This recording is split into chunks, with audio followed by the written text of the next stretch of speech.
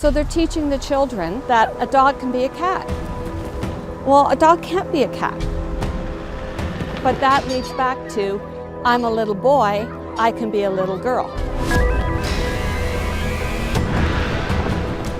You know, I look at the pride flag. It's about sex. It's about somebody's sexual preference. Why do we have that in the schools?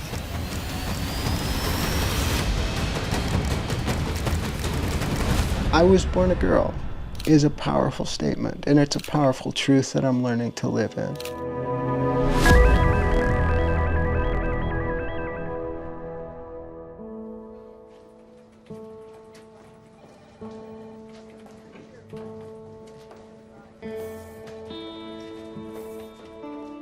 We find ourselves in an era where defining the boundaries of freedom has become increasingly challenging.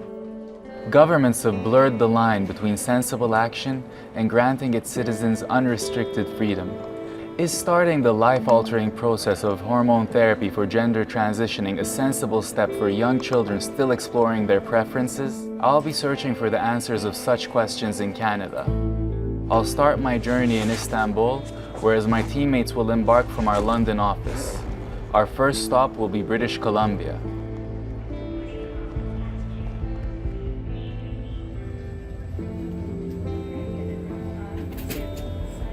We've just arrived to Toronto, Canada, and we'll be traveling out to Vancouver to meet our characters in British Columbia. There, we will see the current state of gender issues in Canada in a more close sense.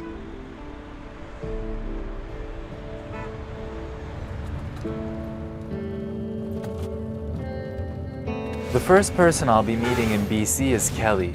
I chose to conduct my first interview with her because she's struggling with detransitioning. And I believe her story is one of the most compelling examples of gender wars in Canada. Hi, Kelly.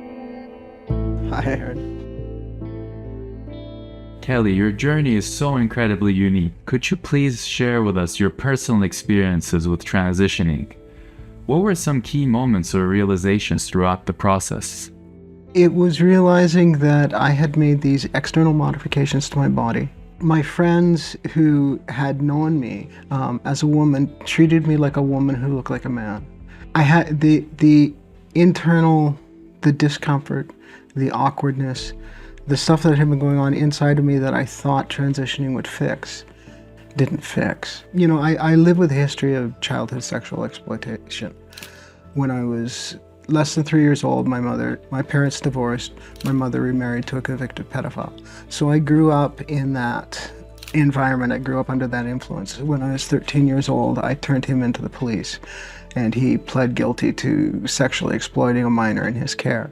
So being seen as a pretty girl, being seen as a woman, being seen as a beautiful woman, I was really uncomfortable with that. He had introduced me to drugs and alcohol at a very young age. When I talked to the counselor about that, and she started asking questions about, you know, well, what was it like in your childhood and stuff like that? Well, of course I was uncomfortable being a girl. I was 5, maybe 6 years old when I developed the false belief that boys didn't get sexually exploited, because I didn't see boys getting sexually exploited. I saw other girls getting sexually exploited, but I wasn't seeing it happening to boys. And in the environment where there were boys around, I saw the fathers protecting their sons from being sexually exploited in that environment. This belief that I would have been better off if I had been born a boy.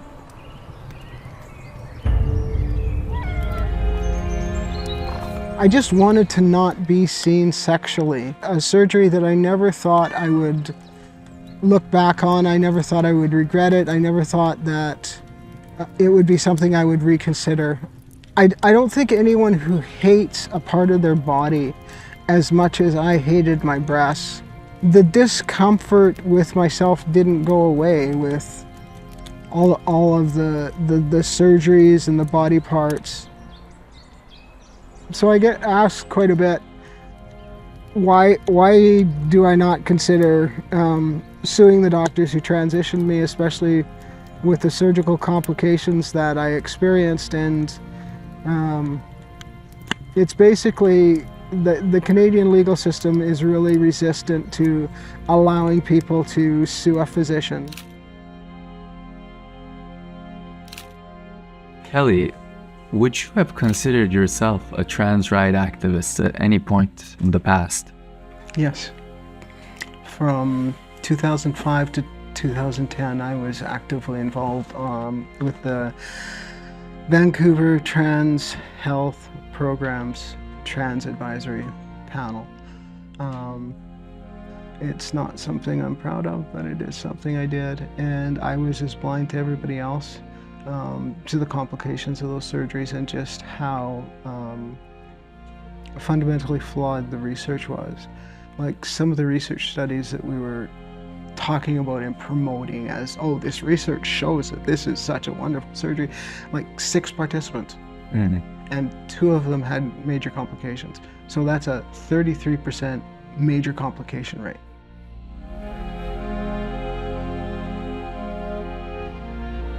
They did not care. As trans rights activists, we did not care that this medical intervention was killing people.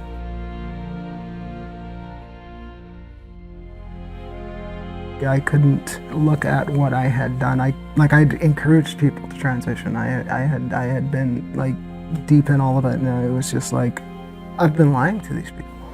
I had been lying to myself, but the hard part was that in all of the advocacy I'd done, I'd been lying to other people. I was born a girl is a powerful statement, and it's a powerful truth that I'm learning to live in. And being a woman isn't a feeling.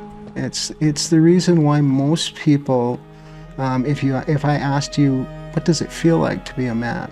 You might not really have an answer to that question. Because being a man isn't a feeling, it's what you are. Femininity is my birthright.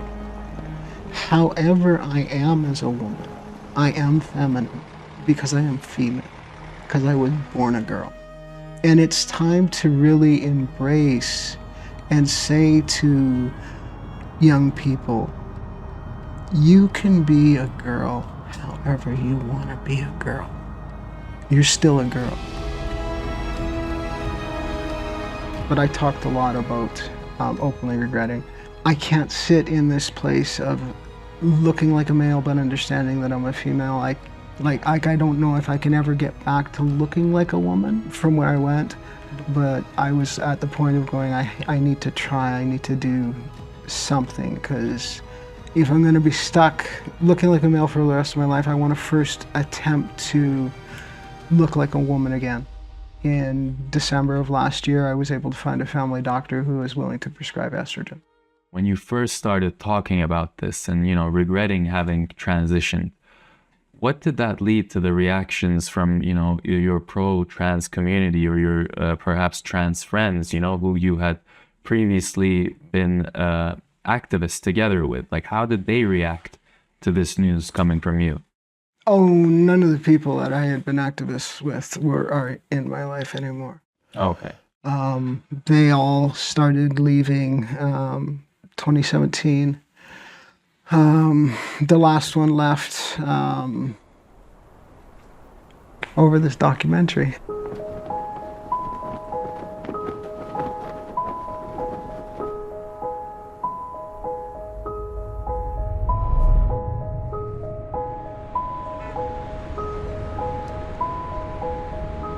Speaking with Kelly has really had a profound impact on me, and hearing her story was really tough. But what hurts the most is how lonely she is now that she's detransitioned, how she feels left alone by her community, only because she made the decision based on what she feels is right.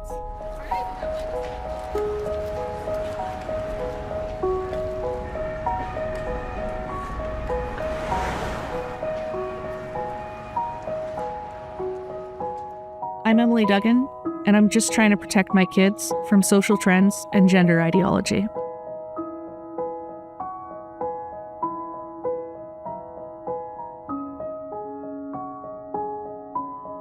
Well, Emily, thank you so much for having us here in your home today. And you have a very important story to tell, and we're here to listen to you. So you can just start wherever you like, you know. You've been involved in some elections recently. Maybe you can start there. And Sure. So in 2022, I ran for school board trustee for School District 8 in British Columbia. And that's when I found out what SOGI was. As the election went on in 2022, I became more vocal on my stance on it. I ended up losing that election. In that loss, I turned around and I started a group called Mums Against the Norm. And we decided to dedicate all of our spare time to sharing awareness on what SOGI 123 in our public education system is. can you also just, for the viewers, describe what SOGI is in general, like, and like how as a mother, maybe that worries you, like what about it worries you in specific? So for the people who don't know about it at all. SOGI 123 stands for Sexual Orientation, Gender Identity. It is a resource guide that was introduced to the British Columbia public education system by the ARC Foundation out of Vancouver, British Columbia in 2016. It's a resource guide, so it's not a curriculum. And that's a part that people don't quite often understand. In British Columbia, teachers have full autonomy over their classrooms and over the resources that they use. So my child could be, say theoretically, my child could be in grade 1 and have a teacher who uses SOGI resources. And those resources could be anything from a math sheet that says, Johnny and his boyfriend Bob went to the market and bought 7 apples, and they each had 1.5 apples. Yeah. How many apples do Johnny and Bob have left over? And it could go as far as showing drag queen story time to the class. And none of this needs to have parental permission or even have the parents be informed. So that's where my concerns as a mom really start to peak.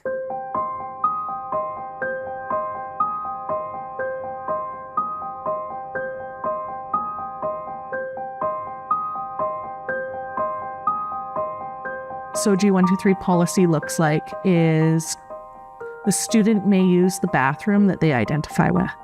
Now, every employee of that school needs to follow policy. So that means that if a boy feels like he is a girl, that's all that boy needs to say, and they may access the girls' bathroom. Our education system right now is really failing our communities. So we're graduating students that can't do basic math, that don't know what continent they live on, that are struggling to read and write properly. And now we have a person in a position of power whose main interest is not academics, but social trends. In what ways, like when you're trying to, do your activism work, and like what kind of ways have you been like getting like pushback? Oh, any way that you can imagine. On my Rumble page, somebody left a comment on one of my videos saying they know where we live, they know where my husband works, they know where my kids go to school. They even said, this is a threat. If you do not stop Mums Against the Norm now, we will kill you. Wow. So my kids are 8 and 5 years old. After we got that threat, I made them sleep in the basement for 3 weeks because I was afraid we were going to get a drive-by shooting on our house or something crazy like that. And it was terrifying. It was terrifying. I've had hate mail from New York. Yeah. In the form of a glitter bomb, a rainbow glitter bomb. I had my kids with me in the grocery store, and somebody recognized me and they called me and spat on me in front of my 2 kids. So I had to explain what that word was on the drive home to them. I've had to share with my kids more than I would like to at this age so that they understand why these things are happening to us. People show up to our farm and stand on the other side of my gate and videotape me while screaming at me that I'm a horrible person. I've had people tell me that I should kill myself. I had people tell me that they're afraid of me for just voicing a different opinion. I'm accused of violence all the time for voicing a different opinion. And people ask me, how come I haven't stopped when these things are happening? And my reply is that I've gone so far to stop now would mean that everything that I have done and everything that my family has endured would be for nothing. Yeah. And at this stage, it's no longer about me. Yeah. What I am doing and what I am saying represents a significant amount of people in British Columbia, and it's about all of them now. I think the more I can engage with people, the more conversations I can spark, the more people I can inspire to have these conversations, the better. Mm-hmm. So I'm very grateful for this film because this is just one more step in that direction on creating awareness to keep the conversations going.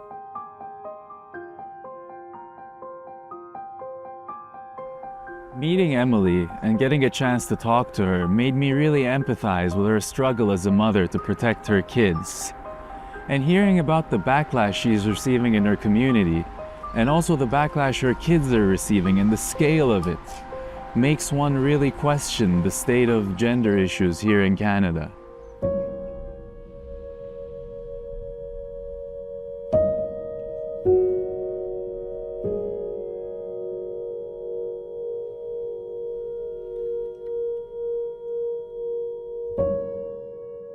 Tammy, thank you so much for having us here today in your home. Thank you so much for your hospitality. So you have a very important story to tell as a mother, and you've been going through some hard times with your daughter, and I think your story holds value for the world to know more about. So would you want to tell us what's been happening in your life and your relationship with your daughter? You know, myself and my daughter had a very good relationship growing up. Around 11, 12, we had a couple the family broke apart and there was a divorce. My daughter started experiencing mental health problems, which I took her to many professionals to try and get her help. Our relationship broke down a bit during this time. Yeah, she went off to university in Saskatchewan. Her mental health has progressed into her thinking that she's a boy or a bird or any of these things that they teach at school. The SOGI, which was introduced in 2016, which we were unaware of as parents. Can you tell us a bit more about the Privacy Act for viewers who are unfamiliar with Canada? The Privacy Act basically prevents parents from knowing information about their children or being involved with their children's lives. This is included in medical from even age 11. So your child can go to the doctor, get a prescription, and they don't have to tell the parents. Mm-hmm. So, and if you ask information about your child, they won't tell you. Yeah, and it starts from the age of as low as 11. As low as 11. I don't think there is a set age, but it has, some parents have experienced that. And this has impacted your whole relationship with your daughter? Completely. Mm-hmm. As a parent, my hands are tied. There is nothing I can do for her whatsoever. Mm-hmm. So what kind of have you been trying to do, given that you have the Privacy Act here in Canada, in order to, reach out to your daughter? Well, since she's been at university, we've done some wellness checks on her. Mm-hmm. And I was told by the police that I was harassing my daughter and that they would not do any more wellness checks on her. She was 17 at the time. In Saskatchewan, they consider age 15 and 16 an adult. And, you know, if a child doesn't want to go home at that age, they won't make them. That's what I was told. So. And did you try reaching out to their teacher? I tried reaching out to the university. I've tried reaching out to the courthouse, to Saskatchewan Mental Health, Ministry of Higher Education, everyone I've reached out to, and no one would tell me anything.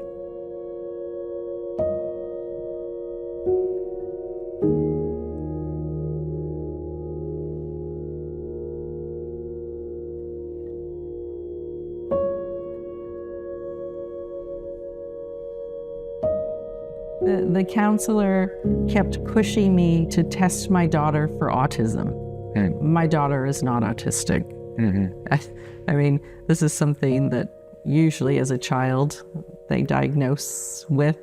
She had none of the characteristics growing up. All of her problems started after the breakdown of the marriage and with her father. So this counselor kept pushing me, and I said, I am not testing her for autism. She is not autistic. Why are you not looking for what is really wrong with her? You know, there's bipolar that runs in the family. Why are you not doing that? Well, because I believe, because a lot of, I guess, trans children can be autistic.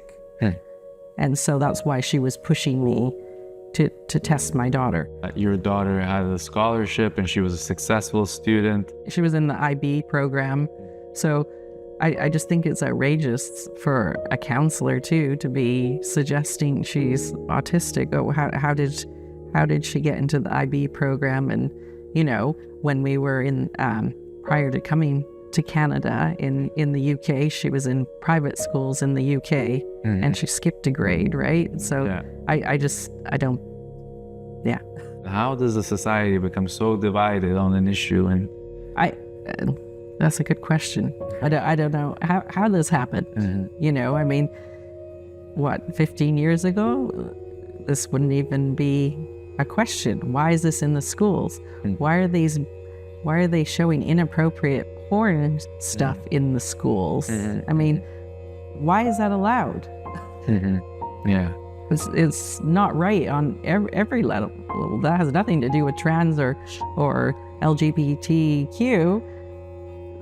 It just shouldn't be in schools for children. They're children. Let kids be kids.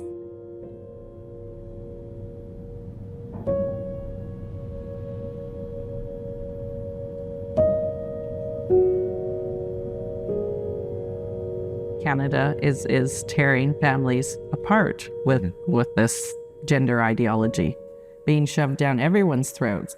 And it's everywhere, not just in the school system, it's in the healthcare system. Right. You know, even I call for an appointment and the first thing they ask me is what is your pronoun? You know, I have a younger son and there's a list of 10 different genders for a 5-year-old. Is that necessary? I mean, that's outrageous. I am looking at other options, and I'm also considering a move out of Canada because specifically for that reason. I do not want him going through what my daughter has gone through and what they've done to her. My daughter has been brainwashed by our system, you know, by our schools, by the healthcare, by the counselors, all of that. And she hasn't received the care for what she really needed the care for, which was her mental health. She's not trans. I don't believe she is trans.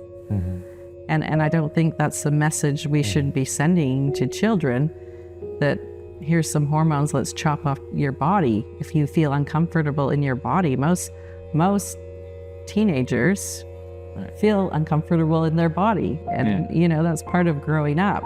So do we just give them drugs and chop them up? I mean, I think that that's not a solution.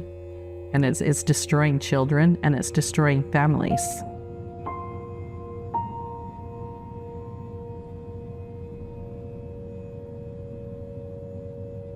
Speaking with Tammy wasn't easy for me, a single mother with a troubled relationship with her child, and with the current situation around the gender issues in Canada, she has nowhere to turn to for help.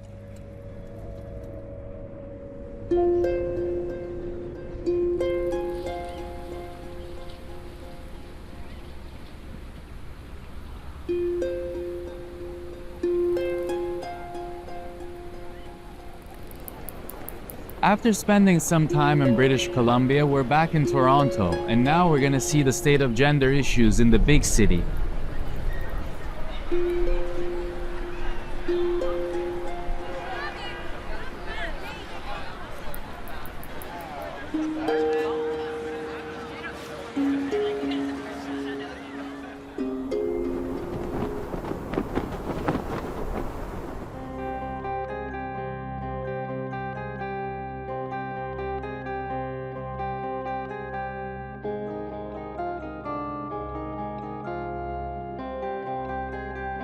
I was trying to prepare for my biology course that I was teaching the next year, and it was going to be my first time teaching this. So I ended up listening to a lot of podcasts.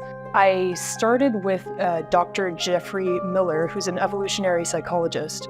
It was a long process, I'll say. It took at least a few weeks or months of me slowly tearing my world apart, my first world, and then building my other world up.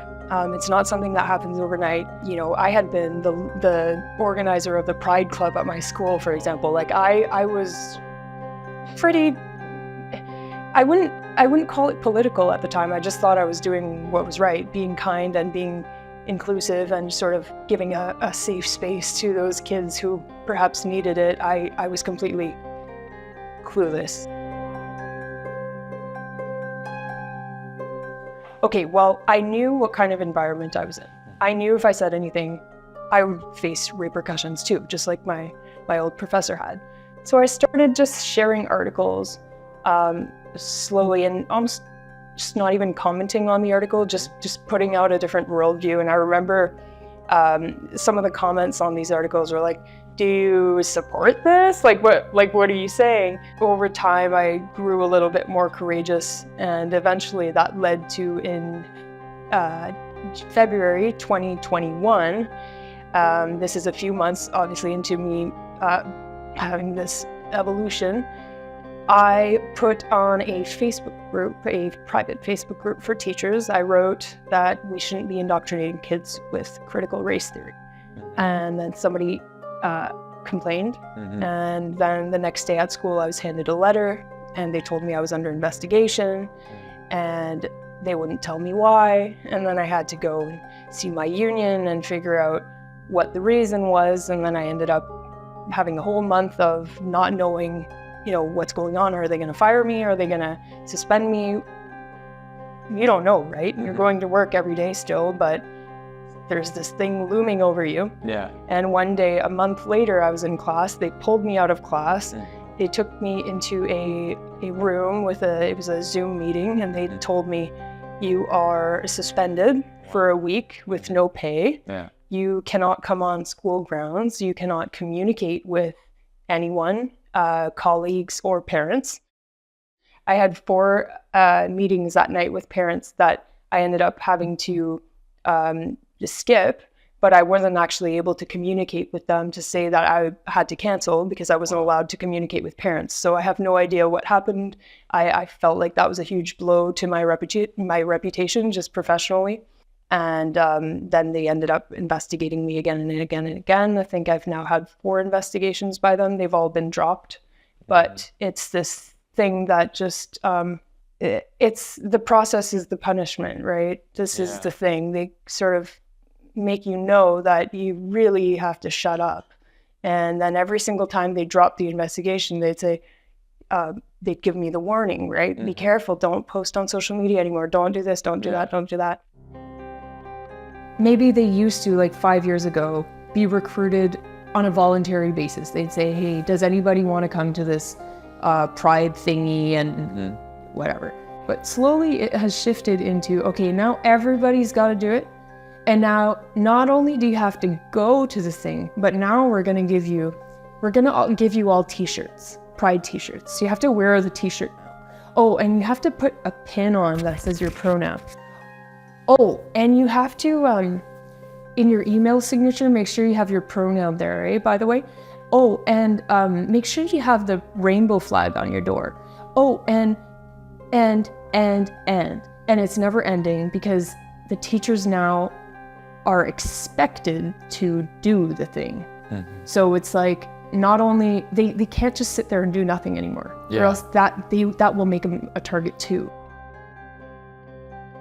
It was an elementary classroom where you've got these flowers, these pronoun flowers. So you give all the students one petal and you tell them, what are your pronouns today? So like once a month or once every few weeks or whatever, maybe just spontaneously because a student has come up to you and changed their pronouns. If one student changes their pronouns, then would you redo the activity with all the kids and you give them a new petal and you see, has anybody, if there's any changes, or you can write the same pronoun as before.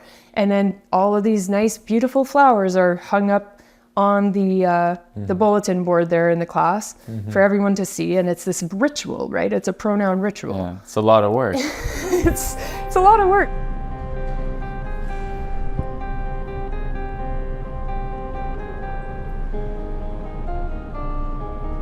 Speaking to Chanel, a former school teacher, about her concerns of sending kids to public schools here in Canada, it really speaks for itself about the current state of the education system here. So we're just outside of Toronto today in Milton, and we're here to speak with Terry. You have some very valuable insights to share with us. You know, you've been doing some activism work for quite some time now, so would you like to tell us about that? Sure. Well, I'm a mother and a grandmother first most. Yeah. I'm a retired correctional officer and a member of Police on Guard. So Police on Guard is a group of active duty and retired law enforcement and military that formed during COVID to stand against the mandates and to stand for the honor and honor the oath that we took to uphold the Charter rights and freedoms. So we were very active during COVID, and it was very difficult to watch what was happening with the children with the lockdowns and not being able to participate in sports. And Right. in the fall of 2021, when they started to roll the COVID shot out for the teenagers, we felt we needed to do something to protect the children. So we started Mama Bears. We are a resource center for parents for anything child-related. So we have information on internet safety, gender dysphoria, masking, vaccines, alternative schooling, what's going on in the public schools. We have a free mental health program. We want to encourage parents to question, to stop and think, to not just go along with the narrative. And they don't realize that the danger they're putting their children in by just trusting the experts or trusting the people that are in authority, that they have their child's best interests at heart, because we've seen that that's not the case. So we've got a guide on our website. It's a guide to having an effective meeting with your child's teacher. So it's questions to ask. Go into the classroom, look around, look at the books that they've got. You know, if they're leaning towards gender ideology, they may take the posters down during the interview. So we encourage you, go around, look around the book. So what books are on the shelves? Because that's the books that your children are going to be read. We've got also tips to ask your child every day when they come home that will lead to, you know, so it's not as something as simple as, oh, did you see any movies at school today? Yes. Well, what was the movie about? Who are the characters? What did they talk about? Yeah. Right? Because everything is hidden. Don't presume that because it's a cartoon, that it's child-friendly. Yes. Because it's not. Yeah. So that's what we want to encourage people. Are you talking about subliminal messages in cartoons? Well, you know, it'll be messaging in regards to everybody's inclusive. I just saw one which was very disturbing the other day, where it was all cartoons. So it was a dog wanting to be a cat. So they're teaching the children Yeah. that a dog can be a cat. Well, a dog can't be a cat. But that leads back to, I'm a little boy, I can be a little girl. So that's why we're encouraging parents to be involved, to stand up and protect your children. Yeah, and then she wants to go to your hand now, see? There, look at that. I don't have any treats with me. Yeah, you have a lovely little son. Can I give you a card here? It's an information, it's a resource center for parents that we have. Okay. You can check out our website. We need to defend our children. Our children are young and they're very easily impressionable and get confused, and they look to us. You know, I look at the pride flag and I shake my head as why do we have it in school? Because the pride flag isn't about anyone particularly about being inclusive or anti-discriminatory to anybody. It's about sex. It's about somebody's sexual preference. Why do we have that in the schools? Nobody's able to answer that to me. It's all, well, we don't want to be discriminatory. It's not about gay rights. It's about grooming.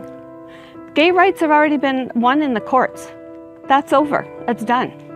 There's a group called Gays Against Groomers that are adamantly fighting all of this gender ideology in the schools. Because that's what it is. They're grooming the children. They're trying to normalize sex. And not just sex. They're trying to normalize pedophilia. Because that's what a groomer does. First they get them to accept sex. Then they get them to accept sexual deviance. And so all these kids are being fed like a 4- and 5-year-old. Why do they need to know about sexual conduct? They don't. But then when they are physically sexually abused, they've been so normalized to this, they think there's nothing wrong with it. It's difficult, but we have gained such a wonderful community, and more people are saying, you know what, there's something wrong here. Yes. There's something that needs to be done. And the children are the driving force because everybody, unless you're a pedophile, wants to protect the children. Of course. Do you know what the new word is for a pedophile? Because, I mean, pedophile, you know, kind of sends the shivers up somebody's eyes. It's minor attracted person. Mm-hmm. No, they're a pedophile. Mm-hmm. Bottom line, they're a pedophile. There's really no option. We can't stop. Mm-hmm. We couldn't look ourselves in the mirror every morning if we didn't do everything that we possibly could to help save the kids. Mm-hmm. So, yeah, we get people calling us names and everything else, son. But hello, that's reality. Yeah. Right? We're big people. Yeah. So, you know, everybody's entitled to their opinion. Mm-hmm. And unfortunately, the people that will say that we are terrorists and we're violent, that is not the truth. Mm-hmm. I have been protesting since April of 2020, and I've encountered nothing but wonderful people.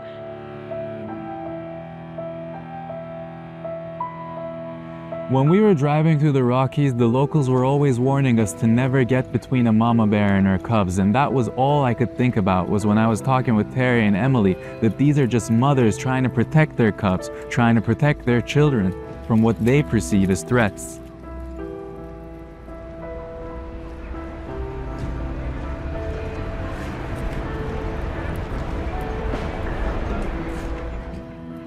While speaking to everyone about their experiences has been very valuable, I believe a professional perspective on these matters is also essential.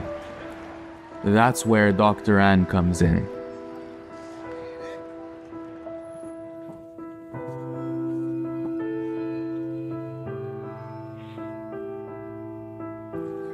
Just give us a clap, please. Me? That's not it.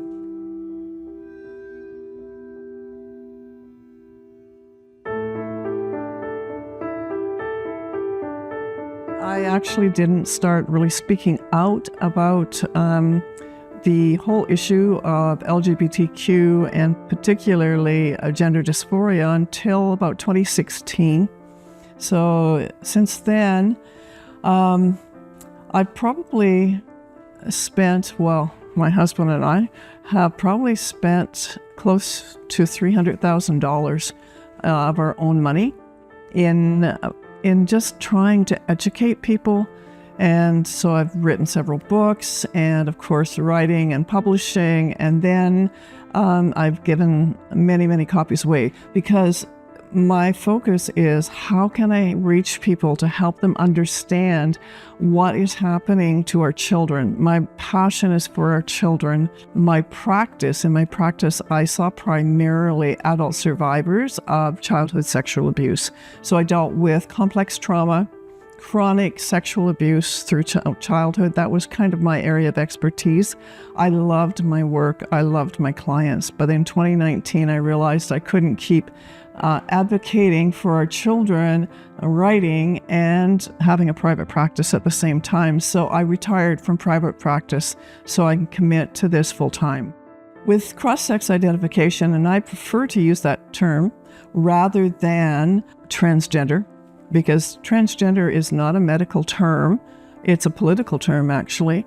So cross-sex identification, it wasn't an issue that I dealt primarily with as I talked about what I did with trauma, but I was involved with a few individuals, children, that were gender distressed. They would have categorized as gender dysphoric. I did not diagnose. I chose not to. I just chose to treat the issue, not the symptoms, but the underlying issues of trauma, because with these children, as with all who have been traumatized, there are underlying issues. And so what are those issues, and how do we help that individual deal with the underlying trauma that's related? And if we can go to that root and help them process and help them come to a place of recognizing what's happened to them in their lives and how do they then learn to accept the hard parts of that and then to begin to heal. When you stand up for truth, I think truth has become one of these things that we have become selective in Canada about what kind of truth, if you want to call it that, we listen to. Any unqualified person should be suggesting to a child, and a child should not be diagnosing themselves, because that's what we see happening. The children simply say, I must be born in the wrong body, I believe I'm a girl, I'm not a boy, or vice versa.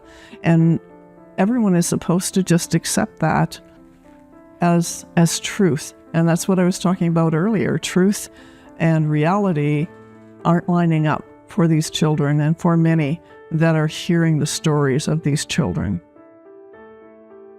All we're allowed to do as therapists is to affirm the child's delusions, because it is delusion. It is unrealistic to believe that you can actually become the opposite sex. Psychotherapy for these children has been outlawed in Canada. There is only one way to treat gender dysphoric children, according to the Canadian Psychological Association and the medical associations within Canada, and that is to affirm their ideas, their thoughts, and I would say affirm their delusions. Most of these children that are transitioning, and this time and place in our culture, most of them have just bought into the suggestions. They have some distress and gender dysphoria, but how much of that is actually caused by the culture itself and the education system? Unfortunately, the individual psychologists, psychiatrists, psychotherapists have caved under great political pressure from their organizations, because it has become the law. You have to treat with affirmation therapy. You can't do anything else but tell the children they're absolutely right about what they think and believe. We're not treating children. We're just going along with their ideas. And when did we ever do that? When did we ever do that as therapists? We need to speak truth to families. And now we're being told we have to lie to them.